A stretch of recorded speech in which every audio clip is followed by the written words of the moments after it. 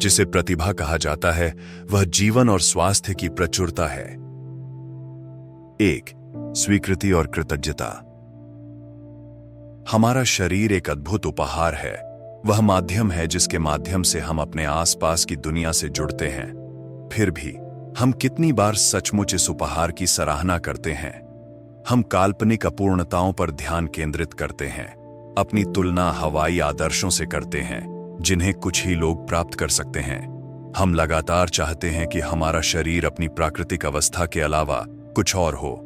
Stoic संत हमसे आग्रह करते हैं कि हम अपने शरीर को वैसे ही स्वीकार करें जैसे वे हैं। लंबी टांगें, कम झुर्रियां या हमारी इच्छाओं के करीब होने वाले चयापचय की कामना में मानसिक ऊर्जा बर्बाद न करें। हमारे शरीर प्रकृति और परिस्थितियों का उत्पाद है जो हमारे नियंत्रण से बाहर हैं। उनके अन्यथा होने की कामना करना अतार्किक है और हमारी शांति के लिए हानिकारक है। इसके अलावा सुंदरता के हमारे सामाजिक मानक अल्पकालिक हैं। यदि हम अपने आत्मसम्मान को ऐसी क्षणभंगुर चीजों से बांधते हैं तो हम स्वयं को अनावश्यक संकट के लिए तैयार कर लेते हैं। हमारा ध्यान सद्गुणों के पोषण और अपने उपहारों का बुद्धिमानी से उपयोग करने में बेहतर है। विषम विशेषताएं या सेल्यूलाइट हमें दुनिया को और अधिक न्याय संगत बनाने के लिए काम करने, प्रियजनों के साथ जुड़ने या जहां कहीं भी सुंदरता मिलती है उसकी सराहना करने से नहीं रोकती है। बीमारी या विकलांगता के साथ भी ऐसा ही है। रोग और हानि मानव अनुभव के अपरिहार्य भाग हैं। उनके बारे में चिंता करने से कोई फायदा नहीं होता। साहस और लचीलेपन के आंतरिक भंडार का उपयोग करते हुए सीमाओं के बावजूद जीवन से जुड़े रहना बेहतर है। एपिक्टेडस अपने लंगड़ेपन के बावजूद अभी भी पढ़ा सकता था। हम भी उद्देश्य और अर्थ पा सकते हैं, चाहे हमारी स्थिति कुछ भी हो।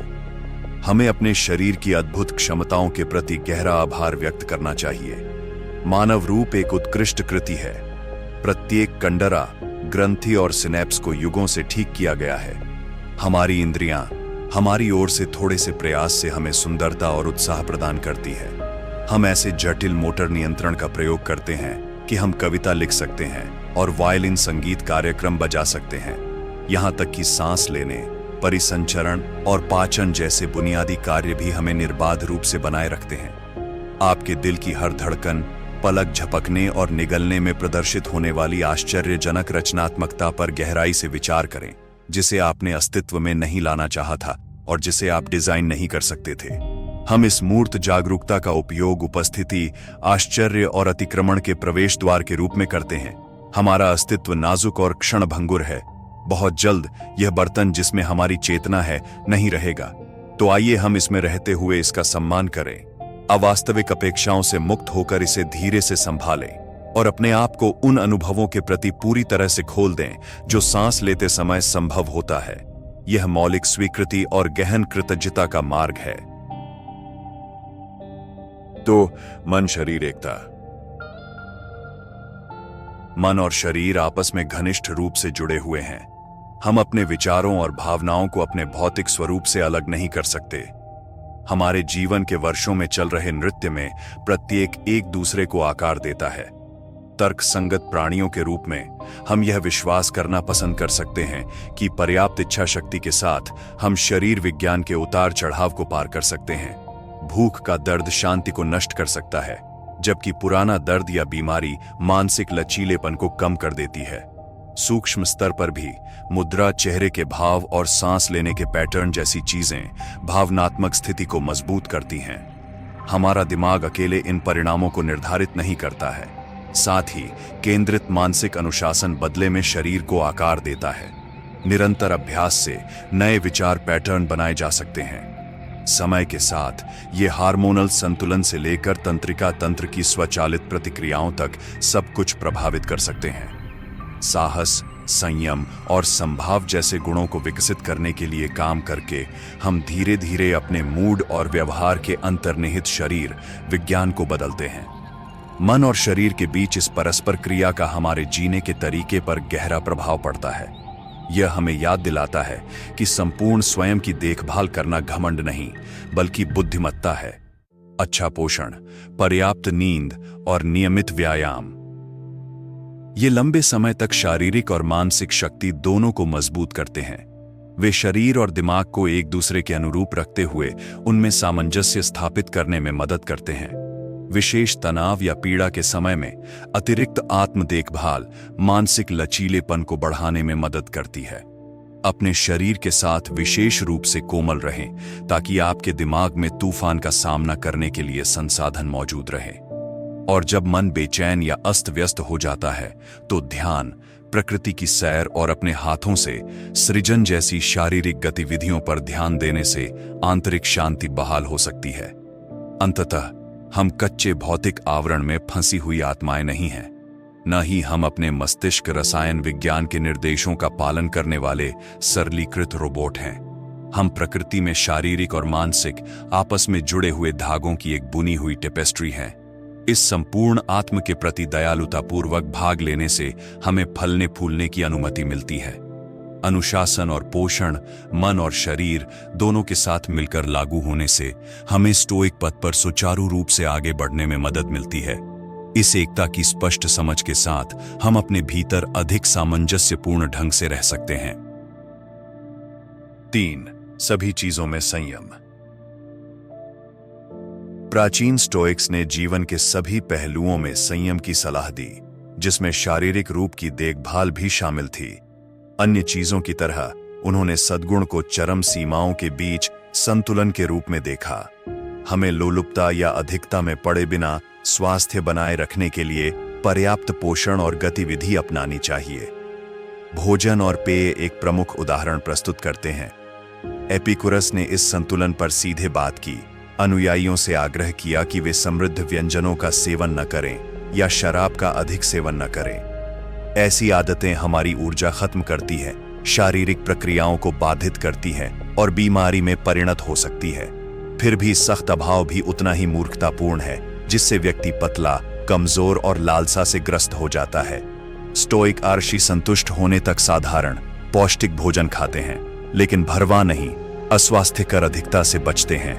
यही सिद्धांत शारीरिक परिश्रम के लिए भी लागू होता है। नियमित व्यायाम स्पष्ट रूप से शरीर और दिमाग को लाभ पहुंचाता है, जिससे हम फिट, मजबूत और मानसिक रूप से तेज रहते हैं। फिर भी कुछ लोग अपने उत्साह में खुद को अत्यधिक परिश्रम करते हैं, दर्द सहते हैं और जोड़ों या मांसपेशियों में विवेकपूर्ण सीमा से अधिक दबाव डालते हैं। स्टोइक्स ऐसे आत्मदंडात्मक चरम सीमाओं से बचते हैं जो कम रिटर्न और बढ़े हुए चोट के जोखिम की पेशकश करते हैं। इसके बजाय वे ऐसी स्थायी दिनचर्या बनाते हैं जो शरीर की क्षमताओं को दुरुस्त रखते हुए शरीर के संकेतों का सम्मान करती है। कार्य और विश्राम में भी संतुलन की आवश्यकता होती है। नींद, हालांकि पुनर्स्थापना के लिए महत्वपूर्ण है, अत्यधिक मात्रा में लाभ खो देती है। इस बीच आराम के बिना अंतहीन गतिविधि हमें थका देती है और समय से पहले ही थका देती है। स्टोइक प्रत्येक दिन ध्यानपूर्वक लयबद्धता करता है, ध्यान देता है कि क्रमशः कब परिश्रम और स्वास्थ्य लाभ की आवश्यकता है। वे उन आदतों को आकार देते हैं जो प्रयास को नियंत्रित करती हैं, जो कि आत्म जागरूकता पर केंद्रित होती हैं। माना जाता है कि इस संतुलन को खोजने के लिए हमारे अतिरेक और उत्तेजना के युग में काम करना पड़ता है, लेकिन सचेतन संयम का अभ्यास प्रचुर पुरस्कार प्रदान करता है। निरंतर व्यस्तता से बचकर हम अस्वास्थ्यकर तनाव को कम करते हैं। अंतहीन उपभोग से सादगी की ओर मुड़ते हुए हम अक्सर बेहतर खाते हैं और पर्यावरण का समर्थन करते हैं। संतुलित गतिविधि के साथ हम थकान से बचते हुए शारीरिक स्वास्थ्य बनाए रखते हैं और शरीर की सुंदरता को ज्यादा न बढ़ाकर हम सतही आदर्शों के बारे में चिंता को कम करते हैं। इस सब में संयम हमें गहरे अर्थ और संतुष्टि तक पहुंचने की अनुमति देता है। इस प्रकार अंतर्दृष्टिपूर्ण सम्राट मार्कस ऑरेलियस ने खुद को याद दिलाया, एक खुशहाल जीवन बनाने के लिए बहुत कम की आवश्यकता होती है। भौतिक क्षेत्रों में भी ज्ञान और संयम का अभ्यास करके स्टोइक ने विशाल वर्तमान पर ध्यान केंद्रित करते हुए क्षणभंगुर समय के माध्यम से अपनी यात्रा को सुचारू बनाया। हमारे क्षणभंगुर शरीर बोझ नहीं, बल्कि आत्मज्ञान की ओर जाने वाले वाहन बन जाते हैं। 4. शारीरिक प्रशिक्षण। नियमित गतिविधि को एकीकृत करने से अधिकांश साधकों को मानव उत्कर्ष की ओर यात्रा में अच्छा लाभ मिलता है। हम इन उल्लेखनीय निकायों में केवल थोड़े समय के लिए ही निवास करते हैं। उनकी देखभाल में भाग लेने से हमें अवतार के इस उपहार का पूरी तरह से अनुभव करने की अनुमति मिलती है। और जिस प्रकार मानसिक व्यायाम चेतना का विस्तार करता है, उसी प्रकार शारीरिक परिश्रम से दैहिक जागरूकता और लचीलापन विकसित होता है। यदि ध्यानपूर्वक अभ्यास किया जाए तो प्रशिक्षण एक गतिशील ध्यान हो सकता है। जैसे जैसे आपका अनोखा मार्ग सामने आता है, आंदोलन के उन रूपों की खोज करने के लिए गहराई से सुने जो तनाव के बजाय आनंद और नवीनीकरण प्रदान करते हैं। शायद चलना रचनात्मक विचारों को उत्तेजित करता है, क्योंकि परिदृश्य धीरे धीरे बदलते हैं। हो सकता है कि योग के स्थिर विस्तार तनाव को कम करने और चुनौतियों को नए सिरे से देखने में मदद करें, या साइकिल चलाने की लयबद्ध लय जटिल समस्याओं के उद्भव को गति देती है। मैं आपकी उचित गतिविधियां निर्धारित नहीं कर सकता, केवल आप ही अपनी शारीरिक स्थिति को दार्शनिक स्पष्टता के साथ पढ़ सकते हैं। क्षणभंगुर गौरव का पीछा करने के लिए अत्यधिक फिटनेस उपलब्धियों के बजाय स्थायी आत्म देखभाल की ओर झुकें। मैराथन दूरी पर महारत हासिल करना या अधिकतम वजन उठाना इस बात की तुलना में बहुत कम मायने रखता है कि प्रशिक्षण आपके जीवन काल को कैसे समृद्ध बनाता है। मूल्यवान आत्म जागरूकता और संतुलन केवल शारीरिक सीमाओं से परे उद्देश्य के लिए ऊर्जा को मुक्त करते हुए चोट से बचाता है। शारीरिक प्रशिक्षण अपने सर्वोत्तम रूप में एक सामंजस्यपूर्ण मन शरीर संवाद को बढ़ावा देता है, बाहरी सत्यापन के बजाय आपके विकसित होते अवतार के अनुरूप विकल्प। इसलिए गहराई से सुने, उन धारणाओं को दूर करें जो अंतर्ज्ञान की शांत आवाज को अस्पष्ट करती हैं। आत्मज्ञान को विस्मयकारी संभावनाओं की ओर विस्तारित करते हुए आगे बढ़ें। 5. आत्मानुशासन। एक पुरस्कृत अस्तित्व को तैयार करने के लिए आवेगपूर्ण इच्छाओं को नियंत्रित करने की आवश्यकता होती है, जो अतिरेक की ओर ले जाती हैं। बेलगाम छोड़ दिया गया। गरिष्ठ खाद्य पदार्थों और पेय पदार्थों की लालसा और थकान से निकलने वाली नशीली दवाएं हमें अपने शारीरिक जहाजों के साथ दुर्व्यवहार करने के लिए प्रेरित करती हैं। फिर भी तात्कालिक सुख की लालसा अक्सर शारीरिक और मानसिक दोनों तरह से दीर्घकालिक नुकसान पहुंचाती है। यहां दर्शन की भूमिका महत्वपूर्ण है। आकर्षक धारणा पर सवाल उठाना कि प्रत्येक इच्छा को संतुष्ट करना खुशी का वादा करता है। सचेतन कारण के माध्यम से हम ऐसे भोगवादी कृत्यों को पहचान सकते हैं जो स्वास्थ्य को अस्थिर करते हैं, तर्कहीन और आत्म पराजय, लेकिन केवल अंतर्दृष्टि अनुशासन प्रदान नहीं करती। व्यायाम के माध्यम से शरीर को प्रशिक्षित करने की तरह हमें दीर्घकालिक ज्ञान के अनुरूप नई आदतों को शामिल करने के लिए व्यवहार का अभ्यास करना चाहिए। इसका मतलब उपभोग को लेकर सामाजिक रूप से क्षमा की जाने वाली नासमझी का विरोध करना है। पौष्टिक भोजन और संयमित मात्रा में स्वाद लेने की योजना बनाने के लिए सतर्कता की आवश्यकता होती है। हमें उन गतिविधियों को शेड्यूल करने के लिए प्रयास करना चाहिए जो पदार्थ के पलायन के विपरीत महत्वपूर्ण ऊर्जाओं को खत्म करने के बजाय उनका विस्तार करती हैं। और जब हम आत्मनियमन को बनाए रखने में अपरिहार्य रूप से लड़खड़ाते हैं, तो दर्शन आत्म आलोचना की बजाय यात्रा को फिर से शुरू करने के लिए आत्म क्षमाकारी जवाबदेही की सलाह देता है। पूर्णता के हमारे दृष्टिकोण को सार्वभौमिक मानवीय पतनशीलता को पहचानते हुए प्रगति को प्रेरित करना चाहिए। पथ पर प्रगति कठोर आत्मनिंदा से नहीं, बल्कि दयालु कारण से आती है। प्रत्येक नए क्षण में कार्यों को धीरे धीरे स्थायी आत्म देखभाल की ओर पुनर्निर्देशित करना। जब इस प्रकार व्यवहार किया जाता है तो यह क्षणिक मूर्त अस्तित्व युद्धरत आवेगों का एक अराजक युद्ध क्षेत्र नहीं, बल्कि मापा आंतरिक विकास का स्थल बन जाता है। और ऐसे संपूर्ण आत्मानुशासन से बुद्धिमानी से जिए गए जीवन का सच्चा वादा खिलता है। 6. अपने शरीर को सुनो। प्रत्येक दिन एक अवधि के लिए निरंतर मानसिक बकबक को शांत करें, संभवतः ध्यान संबंधी सैर या योग के स्थिर विस्तार के माध्यम से। यहां अनुपस्थित व्याकुलता, शारीरिक संवेदनाएं सतह पर आने लगती हैं। थकी हुई मांसपेशियों का खिंचाव, भूख की तीव्र पीड़ा, छाती के भीतर संकुचित चिंता। शरीर संवेदनाओं और लक्षणों में बोलता है, प्रत्येक रोगी के ध्यान के माध्यम से डिकोड करने लायक संदेश देता है। उन गतिविधियों को फिर से शामिल करना शुरू करें जो गतिशीलता बनाए रखने के लिए मामूली शक्ति प्रशिक्षण का पोषण करती हैं। ऐसे खाद्य पदार्थ जो पाचन प्रक्रियाओं को कम किए बिना ऊर्जा प्रदान करते हैं, और अशांति को दूर करने के लिए सांस लेने के अभ्यास।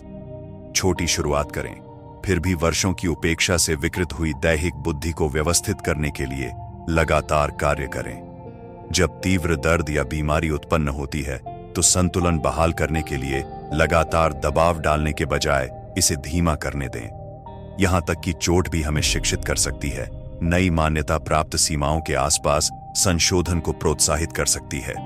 प्रत्येक शारीरिक स्थिति हमारी तत्परता के अनुरूप दार्शनिक सबक प्रदान करती है।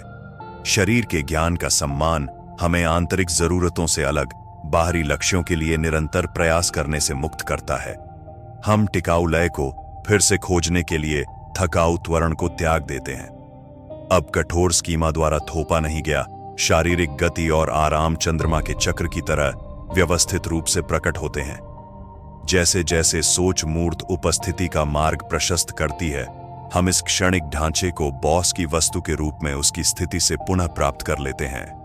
हमारा भौतिक स्वरूप एक बार फिर एक विषय बन जाता है, जीवित, सचेतन और अपने आप में देखभाल के योग्य। निर्माणों को सीमित करके अब स्वयं से अलग नहीं किया गया है, यह स्वयं के रूप में उभरता है।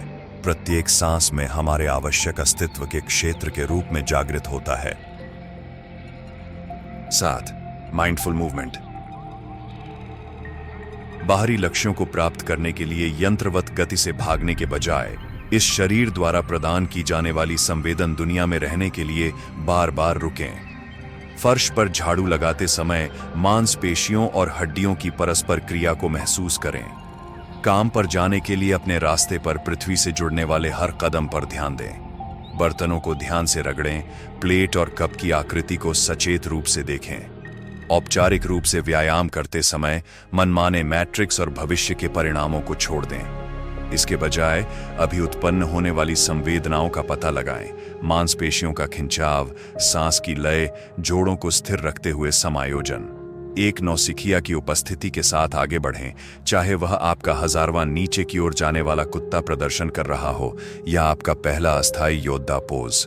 ताई ची, फेल्ड एंड क्राइस या माइंडफुल डांस जैसे गतिशील ध्यान अभ्यास को अपनाने पर विचार करें।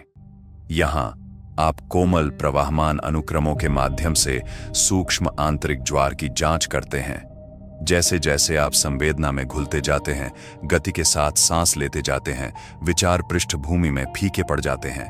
गतिविधियों में भी अलग अलग तरह से डूबें, सही तकनीक के लिए नहीं, बल्कि महसूस करने, तलाशने और खेलने के लिए। नंगे पैरों के नीचे प्रतिस्पर्धात्मक रूप से दौड़ने के बजाय स्लैक लाइन को मोड़ें। अधिक लाभ पाने के लिए मार्च करने के बजाय धीरे धीरे जंगल में घूमें। एक मूक सिम्फनी की धुन के रूप में पानी में हथियार डालें। एक अतिरिक्त मिनट या 1 घंटे के लिए उत्पादकता नहीं बल्कि उपस्थिति चुनें। वर्तमान से सचेत रूप से जुड़े आंदोलन के माध्यम से आंतरिक ज्वार का अवलोकन करें। रोबोटिक क्षेत्रों के लिए तनावपूर्ण प्रयास को बचाएं। हमारा जीवित शरीर अपने उद्घाटन के क्षण में कुछ और मांगता है: ध्यान, सुनना, करुणा और आश्चर्य। इस आह्वान पर ध्यान दें और गति ध्यान बन जाती है। जीवन की दिनचर्या कला में बदल जाती है। 8. लचीलापन और अनुकूलनशीलता। हमारा क्षणिक अस्तित्व सभी प्रकार की परेशानियों से घिरा हुआ है। बीमारी शरीर पर हमला करती है, विपत्ति हमारे जीवन को बाधित करती है। यहां तक कि अनुपस्थित तीव्र संकट, दैनिक दर्द और परेशानियां भी दिनचर्या को प्रभावित करती हैं। तर्कशील आत्माओं के रूप में हम ऐसी अनिवार्यताओं का सामना कैसे करते हैं? यह इन क्रूसिबलों में गढ़े गए स्वयं को आकार देता है। क्या हम ऐसे जीवन का निर्माण करेंगे जो भाग्य की बाढ़ आने पर भंगुर या लचीला हो? स्टोइक दर्शन अनिश्चितता के इस माहौल में कमजोरी से चिपके रहने के बजाय अनुकूलनशीलता और साहस पैदा करने की सलाह देता है। शारीरिक परेशानी और दुर्बलता को मानव यात्रा के स्वाभाविक रूप में स्वीकार करें, न तो घबराएं और न ही उनकी मुलाकात से नाराज हों। हताशा से स्पष्ट दृष्टि के साथ हम प्रत्येक चुनौती को शिक्षाप्रद मानते हैं, जो उसके मध्यंजर विकास का आह्वान करती है। जब शरीर पर बीमारी या चोट लग जाए तो आत्म देखभाल करते हुए समता के साथ निर्धारित उपचार करें। उपचार के लिए आदर्श समय सीमा पर चिंताजनक निर्धारण से बचें। इसके बजाय धैर्यपूर्वक प्रगति की ओर बढ़ें। मौजूदा सीमाओं के भीतर लगातार छोटी छोटी रिकवरी का अभ्यास करें। चाहे पूर्ण कार्य बहाल हो या हानि बनी रहे, अगली सही कार्रवाई पर ध्यान केंद्रित करने वाली संसाधनपूर्ण पहल के साथ बदलती परिस्थितियों के अनुसार गतिविधियों को अनुकूलित करें। बीमारी की शांति में जीवन के उपेक्षित आयामों का पता लगाएं, जो अब दर्द की रोशनी में चमक रहे हैं। असंख्य आशीर्वादों के प्रवाह को देखकर अचंभित हो जाइए, यहां तक कि केवल 1/4 तक ही सीमित। कमजोरी के साथ प्रदान की जाने वाली सहानुभूतिपूर्ण बुद्धि का अध्ययन करें, दुर्बलता के दृष्टिकोण से अंतर्दृष्टि निर्देशित करें, रहस्योद्घाटन के साथ ताजा। इस रचनात्मक बाधा के बिना कभी भी नई कला बनाने की कल्पना नहीं की जा सकती।